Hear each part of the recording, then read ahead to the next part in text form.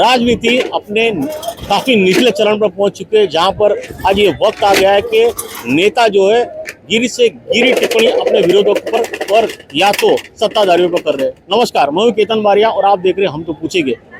विधान लोकसभा 25 मतदार संघ में जैसे जैसे चुनाव के दिन नजदीक आ रहे, 20 तारीख नजदीक आ रही है, वैसे वैसे ही महाराष्ट्र के और अलग अलग राज्य के मंत्री हो या मुख्यमंत्री हो, वो इस शहर में हाजिरी दे रहे हैं और यहाँ के जो वोटर्स है उनको रिझाने की कोशिश कर रहे हैं। जहाँ पर भाजपा के काफी मंत्री, मुख्यमंत्री, बड़े नेता इस शहर में प्रवेश कर चुके हैं और नेता को रिझाने की कोशिश कर चुके हैं। और वहां पर आज भाजपा की महाराष्ट्र की महिला अध्यक्ष चित्रा वाघ, उन्होंने यहाँ पर अपनी हाजिरी लगाई है और लोगों को मतदान के लिए अपील की है और भाजपा को मतदान करे, इसलिए उन्होंने मतदाताओं को रिझाने की कोशिश की है। ऐसे में उन्होंने टिप्पणी की है कि बाबा साहब आंबेडकर को 2 बार हराने का काम जो है कांग्रेस पार्टी ने किया।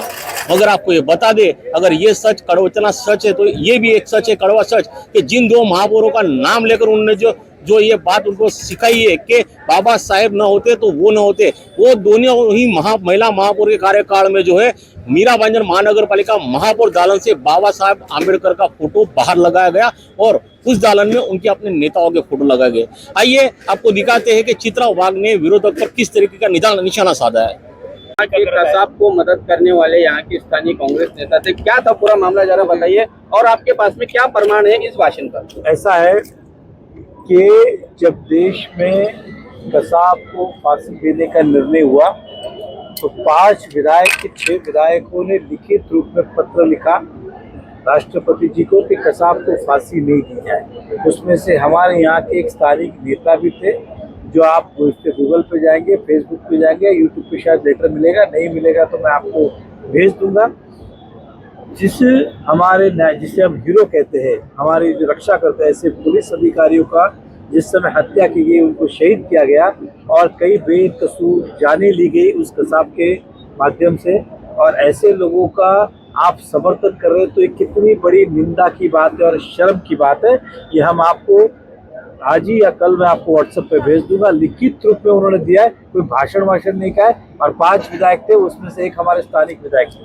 धन्यवाद। नेताजी, कल मुजफ्फर हुसैन जी ने कहा है 85% हिंदू हैं, लेकिन फिर भी हिंदू कल्चर में ऐसा हिंदू नेता कहते हैं। क्या मुजफ्फर जी हिंदू और मुस्लिमों को बांट रहे हैं?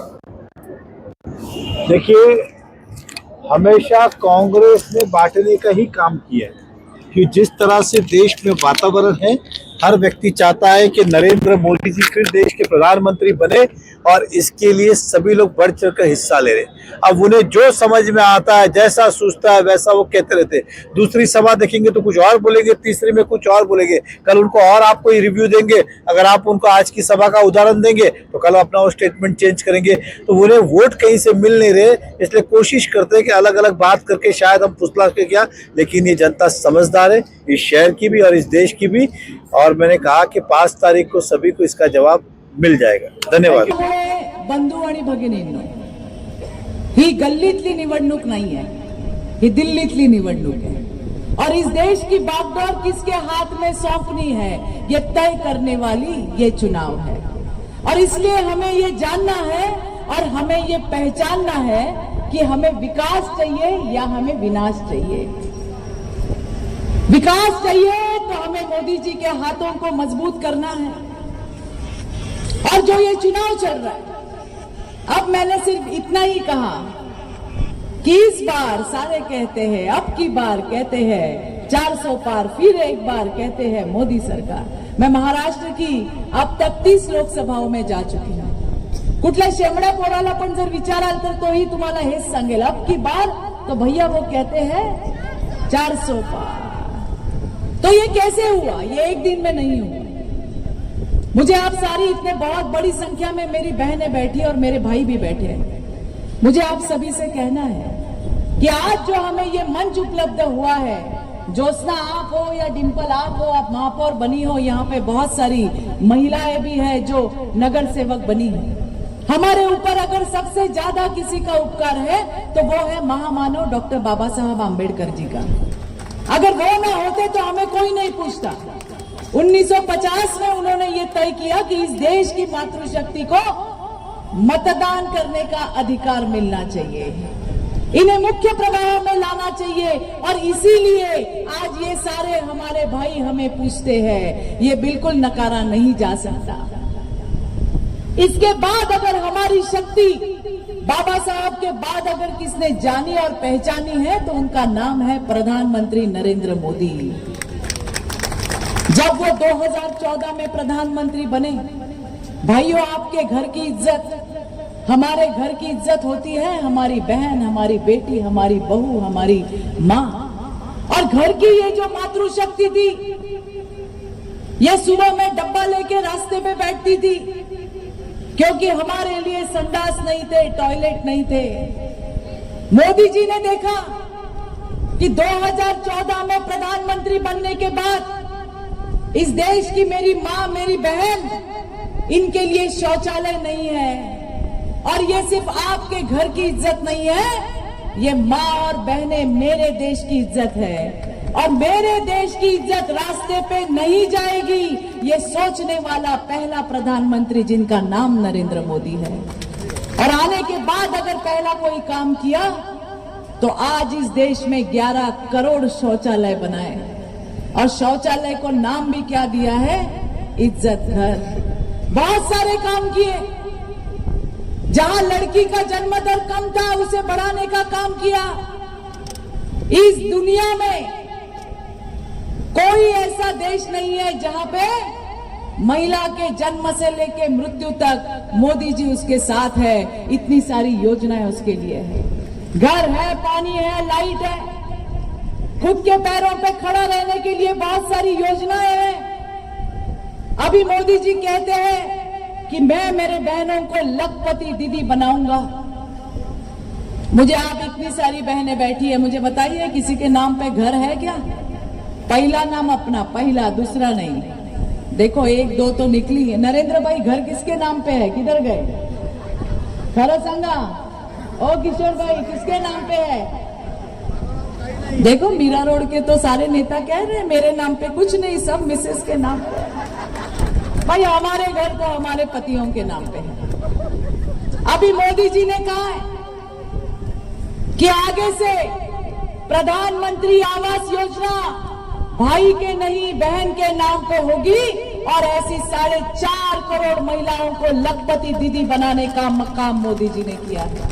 अपने पैरों पे खड़े रहने के लिए प्रधानमंत्री स्वनिधि जैसी योजना, मुद्रा लोन, स्टैंड अप लोन, ऐसे बहुत सारे लोन दिए हैं। मोदी जी कोई जात धर्म पंथ नहीं मानते। वो कहते हैं 4 ही जाति है, युवक, महिला, किसान और गरीब। मैं गांव गांव जाती हूँ। नरेंद्र भाई एक किस्सा सुनने जैसा है। मैं एक जगह पे गई थी, एक माँ थी वहां पे, 60 साल की होगी। मेरे गले में गमछा था हमारे भाजपा का, और वहां पे हमारे प्रत्याशी घड़ी वाले थे। उसने मुझे कहा, मराठीत सांगितलं, ताई इकडे ये, मला ना मोदीला मतदान करायचंय, मला कमळाला मतदान करायचंय. मी म्हंटल ताई इथं कमळ नाहीये, इथं घड्याळ आहे. ती म्हणली घड्याळाचं बटन दाबल्यावर मेरे मोदी को मतदान जाएगा क्या? मैंने कहा हाँ बिल्कुल जाएगा, ये हमारी महायुति है. फिर मैंने भी उसे पूछा कि क्यों देना है आपको मोदी को मतदान.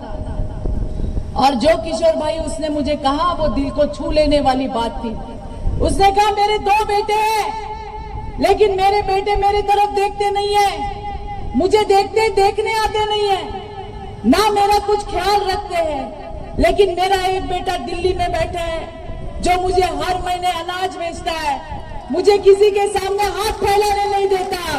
वो मेरा बेटा नरेंद्र मोदी है, इसलिए मुझे मोदी को वोट देना है. ऐसी हजारों माताएं अपनी भारत में है, अपने देश में है. इतनी सारी योजनाएं, ऐसा कोई आदमी नहीं या कोई औरत नहीं जो मोदी जी के स्कीम के लाभार्थी ना हो. मेरा तो आह्वान है, नरेंद्र भाई चैलेंज है कि बता दे विरोधक कोई भी कि ये आदमी या ये औरत ये मोदी जी के लाभार्थी नहीं है. मुझे तो विरोधकों को ये भी कहना है, इन कांग्रेस वालों को, ये उद्धव ठाकरे और उनके चेले चपाटों को और ये पवार साहब के राष्ट्रवादी को, आप जो आज चपर चपर कर रहे हो, मोदी जी को गालियां दे रहे हो, अरे एहसान मानिए मोदी जी के। मोदी जी का कोविड का इंजेक्शन नहीं लेते तो शायद कोई बचा ही नहीं रहता मोदी जी को गाली देने के लिए। तो मोदी जी ने अपने विरोधकों का भी बहुत अच्छा ख्याल रखा है। अब मैंने आपको इतनी सारी बातें गिनवाई कि मोदी जी ने क्या क्या नहीं किया। इस 10 सालों में 25 करोड़ गरीबों को बीपीएल के बाहर लाने का काम किया। कांग्रेस वालों ने ये भारत 11 नंबर पे रखा था। मोदी जी ने 10 सालों में आप सभी के सहयोग की वजह से 11 नंबर का भारत आज 5 नंबर पे लेके आए हैं। हम देखते हैं कि जब हमारा नेता प्रदेश में जाता है तो हमारे प्रदेश वाले, हमारे इंग्लैंड वाले, अमेरिका वाले, न जाने कौन से देश के लोग, हम पहले देखते थे कि वो प्राइम मिनिस्टर को हाथ हिला देते, और अभी जब मोदी जी हमारे जाते हैं तो उनको जादू की झप्पी देने का काम, ये भी तो बदलाव लाए हैं। और इतना सब होने के बाद मोदी जी के चाहने वाले सिर्फ भारत के 140 करोड़ जनता नहीं, प्रदेश वाले लोग भी हैं। लेकिन इतना होने के बावजूद भी उद्धव ठाकरे को, पवार साहब को और इन कांग्रेस वालों को मोदी जी नहीं चाहिए। यहाँ महाराष्ट्र में ये 3 है, वहां दिल्ली में भी देश में आघाड़ी बनाई है। कौन है उसमें? उसमें है शराब के घोटाले वाला अरविंद केजरीवाल, उसमें है चारा का घोटाले करने वाला लालू यादव, उसमें है रेती में घोटाला करने वाला स्टैलिन, जमीन में घोटाला करने वाला हेमंत सोरेन, ममता दीदी और न जाने कितने सारे घोटालेबाज। और ये सारे इकट्ठे हुए हैं हमारे शेर को रोकने के लिए। और ये कहते हैं कि नरेंद्र मोदी अकेला है। क्या अकेला है नरेंद्र मोदी? अरे हम मोदी जी के साथ हैं, आप मोदी जी के साथ हो। इस देश की 140 करोड़ जनता हमारे मोदी जी के साथ है। मोदी जी, हम आपको झुकने नहीं देंगे, हम आपको हारने नहीं देंगे, ये हर भारतवासी का नारा है। ये उद्धव ठाकरे ये कहते हैं मोदी सरकार नहीं बोलना है क्योंकि उनको मोदी सरकार नाम की एलर्जी है।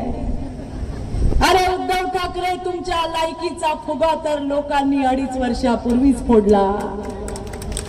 ज्या वेळेला मुख्यमंत्री झाला त्या वेळेपासून लोकांनी बघितले। अरे एक बात कहना तो मैं भूल ही गई, जब से हमारे अमित भाई, हमारे मोदी जी ने नकली शिवसेना, नकली राष्ट्रवादी आणि मोडकळीला आलेल्या काँग्रेस बद्दल बोलले, तब से सब बिथर गए हैं। मराठीमध्ये ते गाणं आहे माहितीये तुम्हाला? डोकं फिरलंया, बाईचं नाही बाबाचं डोकं फिरलंया। सुबह उठ के वो एक 3 टप्पर संजय राउत मुंह खोलता है तो गटर बाहर पड़ता है, और वो सारे चेले चपाटे उद्धव ठाकरे जी ने तो सारी सीमाएं लांघ दी है। कितनी गाली रोज देवेंद्र जी को देते हैं। कभी कहते हैं ये नालायक है, मुझे तो बड़ा अचरज होता है। अरे सबसे बड़ा महाराष्ट्र का महान नालायक किताब तो उद्धव ठाकरे और वो 3 टप्पर संजय राउत को देना चाहिए। अरे किसको नालायक बोल रहे हो? अरे नरेंद्र भाई, सत्ता के लिए, मुख्यमंत्री पद के लिए अपनी दोस्त पार्टी भाजपा के साथ पीठ में छुरा खोपने वाला वो नालायक कौन था नरेंद्र भाई? ये सवाल हमने उद्धव ठाकरे को पूछना है। जब कोविड में लोग मर रहे थे आप तो फेसबुक पे क्या बोलते हैं उसको, फेसबुक लाइव, कोमट पानी पिया, घर से बाहर नहीं निकले जी आप, लोग मर रहे थे। अब जाके महाराष्ट्र में सब किसानों को बोलते हैं हम आपके साथ हैं। जब आप मुख्यमंत्री थे तब तो आप बांधावर पर नहीं गेला। तो ऐसा नालायक मुख्यमंत्री कौन था? उद्धव ठाकरे जी। जवाब मांग रही है महाराष्ट्र की जनता।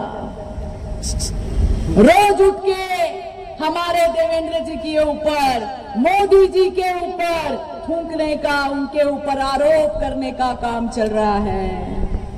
लेकिन अगर सूरज के ऊपर थूकोगे तो वो थूक आपके ही चेहरे पे आएगी। मैं कह रही थी कि उद्धव ठाकरे कहते हैं मोदी सरकार नाही म्हणायचं। अरे बाबा तुला एलर्जी है, उद्धव ठाकरे को एलर्जी है मोदी सरकार वर्ड की।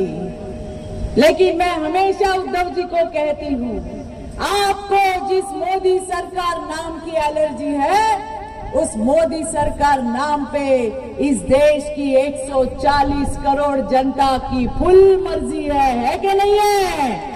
और इसके लिए उद्धव ठाकरे आपको बार बार सुनना पड़ेगा।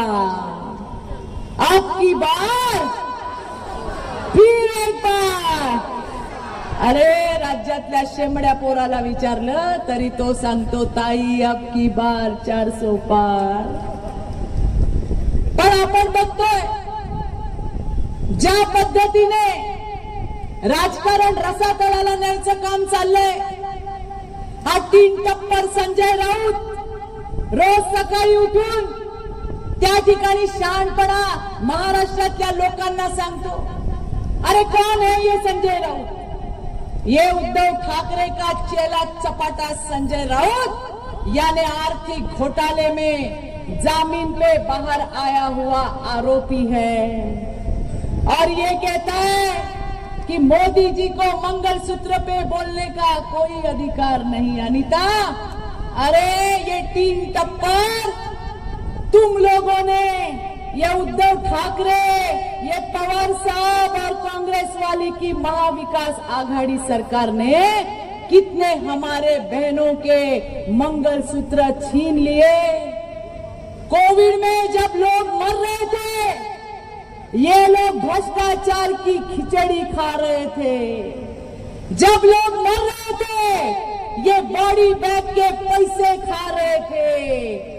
और इसके लिए इस देश की जनता इनको कभी माफ नहीं करेगी। ये ध्यान में रखिए। कोविड में आपको साथ किसने दिया? इनकी सरकारें थी, इन्होंने कुछ नहीं किया सिवा भ्रष्टाचार के।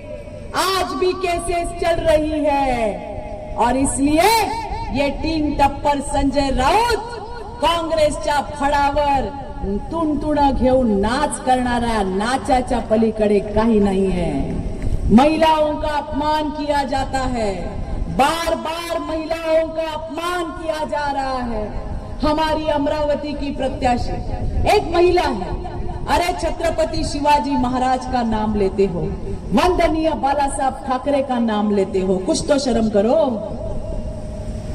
छत्रपति शिवाजी महाराज और वंदनीय बाला साहब ठाकरे दुश्मन की भी महिला हो तो उसको आदर सत्कार कर रहे थे, और आप क्या क्या जहर उगल रहे हो। मुझे स्पेशली बहनों को कहना है, ऐसा जोरदार कसकर थप्पड़ 20 तारीख को मारिए कि इनको पता लगना चाहिए इनकी औकात क्या है। ये आपको दिखाना है। ये सारे एक के ऊपर एक है। ये कांग्रेस वाले ये तो अपप्रचार करते हैं। जब विधानसभा की चुनाव आएंगे नरेंद्र भाई, तो ये कहेंगे कि अभी भारतीय जनता पार्टी को मुंबई को महाराष्ट्र से अलग करना है। ये इनका मुद्दा रहता है असेंबली के चुनाव में।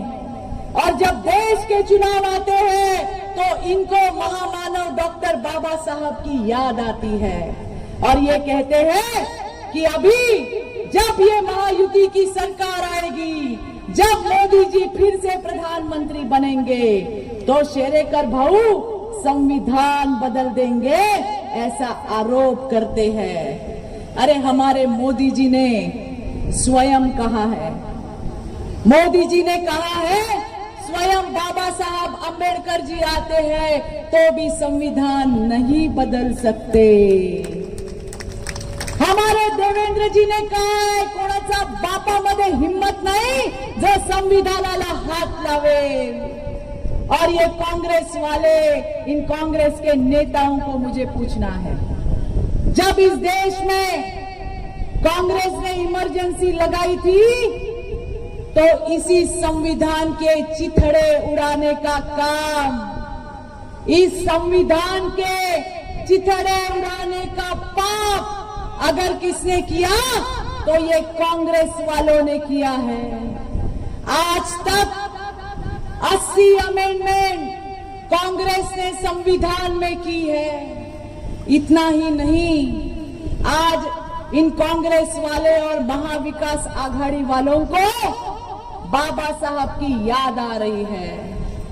अरे इन्हीं बाबा साहब को एक बार नहीं 2 बार चुनाव में हराने का भी पाप अगर किसने किया है ना तो इन कांग्रेस वालों ने किया है। और इसके लिए मोदी सरकार और राज्य की महायुति की सरकार बाबा साहब के संविधान पे चलने वाली और उन्हें पूजने वाली सरकार है। मेरे सारे दलित भाई और बहनों को मुझे ये कहना है, हमारा नितांत आदर है, नितांत आदर आहे संविधानाचा, नितांत आदर आहे महामानव डॉक्टर बाबासाहेब आंबेडकरांचा। पण तुमची डोकी भडकवायचं काम हे महाविकास आघाडीचे लोक करतायत, त्यांच्या जाळ्यात तुम्ही पडू नका। मुझे बड़ा दुख हुआ कि जब मैंने देखा कि फतवे निकल रहे हैं, और फतवे क्या निकल रहे हैं कि मुसलमान भाई और बहनों को कहा जा रहा है मोदी जी को वोट मत करो, महाविकास आघाड़ी के लोगों को मतदान करो, क्योंकि मोदी जी आएंगे तो कानून बदल देंगे, मोदी जी आएंगे तो ये कर देंगे। अरे कितना झूठ बोलोगे, कितना झूठ बोलोगे। मुझे ये कहते हुए भी दर्द हो रहा है। आप इस प्रकार से हिंदू और मुसलमानों को बांटने का काम कर रहे हो। जहां तक मेरी आवाज जा रही है, सुनिए, मोदी जी ने कभी जात नहीं देखी। अरे जो अनाज हमारे हिंदू बहन को मिला है वही अनाज हमारे मुसलमान बहन को मिला है। जो कोविड का इंजेक्शन हमें मिला है वो आपको मिला है। अरे जो जो सुविधा हमें मिली है सारी सुविधा आपको मिली है, तो फिर भेदभाव कैसा हुआ। आगे सुनिए, जो हमें मिला है ना उससे कई ज्यादा हमारे मुसलमान भाई और बहन को मिला है, और हमें उसके लिए खुशी है। 65 साल इस कांग्रेस ने हिंदू मुसलमानों को भिड़ाने का काम किया है। हमेशा मुसलमानों के युवकों को उनके सिर भड़काने का काम किया है कि भारतीय जनता पार्टी और मोदी जी मुसलमानों के विरोध में है। अरे कैसे हो सकता है, कैसे हो सकता है। मोदी जी ने, मुझे आप बताइए ना, 65 साल कांग्रेस ने आपको आपकी वोट बैंक बना के रखा है। कभी आपके बच्चों के बारे में सोचा है क्या? कभी सोचा आपके बच्चों के बारे में कि आपके भी बच्चे आईएएस बने, आपके भी बच्चे आईपीएस बने? कभी नहीं सोचा। उनको सिर्फ आपने भड़काने का काम किया कि ये हिंदू हमारे विरोधी है, इनके साथ हमें भिड़ना है। लेकिन मोदी जी ने ये सोचा है कि मुसलमान भाई और बहन के भी बच्चे आईएएस बनने चाहिए, आईपीएस बनने चाहिए। उड़ान नाम की योजना है, जो मैं बोल रही हूं डंके के चोट पे बोल रही हूं, जाके चेक कर लीजिए। मुसलमान भाई और बहनों के बच्चे आईएएस आईपीएस हो, उसकी कोचिंग की फी आसिफ मोदी सरकार देता है। हमारी अगर कोई मुसलमान बहन, उसकी बेटी ग्रेजुएट हो जाती है तो उसके खाते में 51,000 रुपए शादी शगुन योजना हमारे मोदी जी देते हैं। रवि भाई, कभी ये नहीं सोचा कि ये मुसलमान है। अरे मुसलमानों को भी अपने मुख्य प्रवाह में लाने का काम अगर किसी ने किया है तो वो मोदी जी कर रहे हैं। हमारी बहनें, आपण सगळ्या जणी देवाला जातो, कधी पंढरपूरला जातो, कधी महालक्ष्मीला जातो, कधी 4 रोटीच्या महालक्ष्मीला जातो, नवऱ्यांना घेऊन जातो, आपण महिला जातो. पण या मुसलमान भगिनींना त्यांच्या देवाकडे जायचं असेल तर त्यांना रक्ताचा नातेवाईक पाहिजे. भाई चाहिए, बाप चाहिए, बेटा चाहिए, जिसे मरहम कहते हैं. उसके बगैर वो हज जा नहीं सकते. मोदी जी ने ये मरहम भी हटा दिया. अब मेरी मुस्लिम बहने उनके भगवान के दर्शन के लिए जाती है. क्या ये अच्छा किया कि गलत किया? आपका जीएसटी हटाने का काम किया. बहुत सारी योजना, ईदी योजना है, उस्ताद योजना है जो हमारे मुसलमान भाई बहनों के लिए है, लेकिन इसका प्रचार नहीं करेंगे. मोदी जी ने ये नहीं सोचा कि ये मुसलमान है, इनका वोट मिलेगा कि नहीं मिलेगा.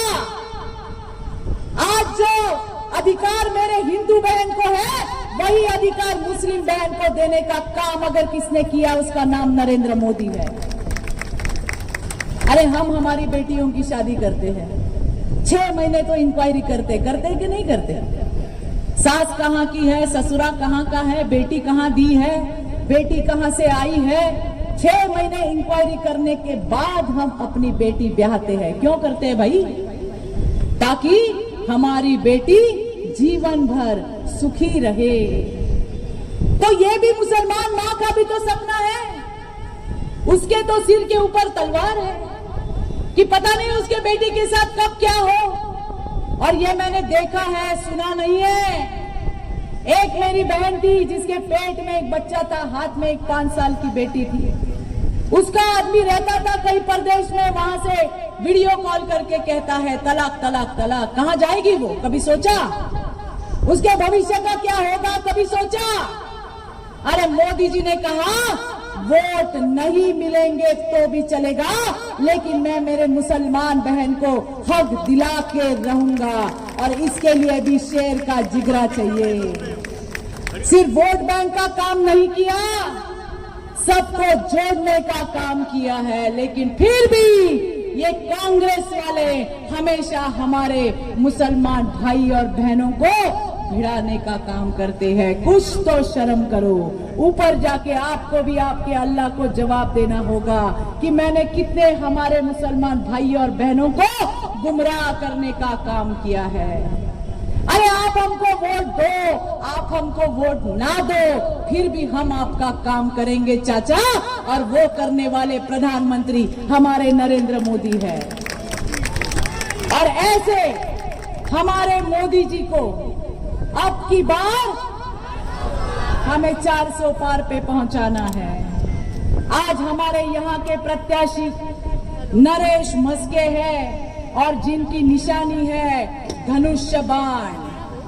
ये धनुष्य बाण की निशानी पे थाना लोकसभा के हमारे प्रत्याशी शिवसेना के उम्मीदवार हैं. इनको हमें भारी भरकम मतों से वहां पे जिता के मोदी जी के पास भेजना है. नगर सेवक और मेयर बनने के बाद आज उनके पार्टी ने उन्हें सांसद का टिकट दिया है. एक अच्छा कार्यकर्ता, लोगों के घर घर पहुंचा हुआ कार्यकर्ता, ऐसे कार्यकर्ता का सम्मान शिवसेना पार्टी ने किया है. आपको क्या लगता है? आज एकनाथराव शिंदे हमारे पास आए हैं, आज हमारे पास अजित दादा आए हैं. क्या वो पागल है? उनको पता है कि अगर हमें इस महाराष्ट्र का विकास करना है तो हमें मोदी जी का साथ देना होगा, भाजपा का साथ देना होगा, तभी ये महायुति बनी है. और ये जो दोनों चल पड़े, एकनाथराव शिंदे और अजित दादा, ये विकास के रास्ते पे नहीं लगे हैं. ये विकास के एक्सप्रेस हाईवे पे चल रहे हैं, जिसके शिल्पकार नरेंद्र मोदी जी हैं. आज हमने देखा एकनाथराव शिंदे, हमारे नेता देवेंद्र जी और अजित दादा की महायुति सरकार महाराष्ट्र में 1 नंबर पे काम कर रही है. कितनी सारी सुविधाएं आप सभी के लिए की है, जिसके बारे में मेरे पहले के सारे हमारे जो नेता थे उन्होंने अपनी बात रखी है. मैं आपसे विनम्र पूर्वक ये कहना चाहती हूँ देखिए, नरेंद्र मोदी जी को प्रधानमंत्री बनना ये उनकी जरूरत नहीं है। नरेंद्र मोदी जी प्रधानमंत्री बनने चाहिए, ये इस देश के 140 करोड़ जनता की जरूरत है। और इसलिए हमें देव देश आणि धर्मासाठी एकत्र व्हायला पाहिजे। आपल्या मोदीजींना त्या ठिकाणी निवडून दिलं पाहिजे। गावागावामध्ये तुम्ही जाल, त्या सगळ्या ठिकाणी तुम्हाला एकच आवाज ऐकायला येईल कि हमें मोदी को चुनना है, क्योंकि सपने नहीं हकीकत बुनते हैं, तभी तो सारे मोदी को चुनते हैं। अरे इस देश में अगर कोई गारंटी चलेगी तो वो सिर्फ मोदी की गारंटी चलेगी। मेरे सारे विरोधकों को मुझे कहना है, सुन लो मेरी बात और रिकॉर्ड कर लो मेरी बात। रवि भाई, मुझे विरोधकों को ये कहना है, नरेंद्र भाई देख लेना आंखों से और हम जीतेंगे लाखों से, ये मुझे आप सभी से कहना है। और इसीलिए भाई और बहनों, मैं बहुत आभारी हूँ नरेंद्र भाई की, मैं बहुत आभारी हूँ हमारे किशोर भाई की, बहुत आभारी हूँ मैं रवि जी की, बहुत आभारी हूँ हमारी अनीता की, हमारी डिम्पल, हमारी हसनाड़े ताई, हमारे सारे नगर सेवक नगर सेविकाएं, हमारे सारे सम्माननीय शिवसेना के नेतागण, उनके सारे कार्यकर्ता, हमारे सम्माननीय राष्ट्रवादी कांग्रेस पार्टी के कार्यगण नेतागण और उनके कार्यकर्ता, हमारे आरपीआई के शेरेकर जी और उनके सारे कार्यकर्ता और हमारे सारे घटक मित्रों के, क्योंकि ये एक दिन पहले ही ये तय हुआ था कि आज हम मीरा रोड में आएंगे। और वैसे नरेंद्र भाई, मीरा रोड कहे तो हमेशा ग्रैंड ही होता है, हाँ? मतलब छोटा मोटा तो मैंने कभी कुछ देखा ही नहीं है, जो देखा है हजारों के संख्या में ही देखा है। और इसीलिए मेरे सारे भाई बहनों का मैं बहुत बहुत आभार व्यक्त करती हूँ और मैं ये विश्वास भी रखती हूँ कि आने वाले 20 तारीख को धनुष्य बाण का जो अपना बटन है, ये बटन दबा के हमारे नरेश मस्के को हम दिल्ली भेजेंगे। भाई बहनों, ये धनुष्य बाण है मोदी जी का, ये धनुष्य बाण है देवेंद्र जी का, ये धनुष्य बाण है एकनाथ राव जी का, ये धनुष्य बाण है अजित दादा का, ये धनुष्य बाण है विकास का, ये धनुष्य बाण है आपके भविष्य का, ये धनुष्य बाण है नरेंद्र मेहता का, ये धनुष्य बाण है भोईर जी का, ये धनुष्य बाण है आसिफ, ये धनुष्य बाण है रवि भाई और ये धनुष्य बाण हमारे मातृशक्ति का है। ये आपको ध्यान में रखना है। और इसीलिए ज्यादा से ज्यादा हमारे वोट कैसे आएंगे, इसके ऊपर हमें ध्यान देना है। अरे मैं जहां जाती हूँ लोग कहते हैं, ओ ताई आएगा तो मोदी ही, आएगा तो मोदी ही। लेकिन मुझे सारे मेरे भाई बहनों से कहना है, ओवर कॉन्फिडेंस में मत जाइए। मैं आपको ये जिम्मेदारी से कहती हूँ, जो अपने घर से बाहर निकलेगा वो सीधा कमल, धनुष्य बाण या घड़ी का ही बटन दबाएगा, क्योंकि उनको मोदी को जिताना है। लेकिन उसके लिए मतदारों को, आपको ईवीएम मशीन तक, मतदान बूथों तक लेके जाना, ये सारी हमारी जिम्मेदारी है। अभी नहीं तो कभी नहीं, ये बात आप बिल्कुल ध्यान में रखिए। और आने वाले 20 तारीख को हम मोदी जी को वहां पे भारी भरकम मतों से जिताएंगे। जरा जयकारा लगाएंगे मेरे साथ, हाथ ऊपर करके। अरे मागचे कराल का, मागचे आणि मधले पण आणि पुढचे पण। चला, भारत माता की, भारत माता की, वंदे वंदे। नरेश मस्के तुम आगे बढ़ो। जय श्री राम, जय जय श्री राम। धन्यवाद। आरोप प्रत्यारोप तो चलते ही रहेंगे, क्योंकि कहा जाता है कि राजनीति में कोई किसी का ज्यादा वक्त दोस्त नहीं रहता, तो कोई किसी का ज्यादा वक्त दुश्मन भी नहीं रहता। ये जीता जागता उदाहरण आपने देखा होगा शिवसेना के 2 गुट में और राष्ट्रवादी के 2 गुट में। बहरहाल हम अपने चैनल से आप लोगों से इस तरह की अपील करना चाहते हैं कि 20 तारीख को भारी से भारी मात्रा में जो है आप मतदान करें, ताकि पूरे भारतवर्ष में मीरा भाईंदर शहर मतदान के लिए जागरूक है, वो एक अच्छा सा संदेश जाए। कैमरामैन अभिरंजन के साथ केतन बारिया, भाईंदर।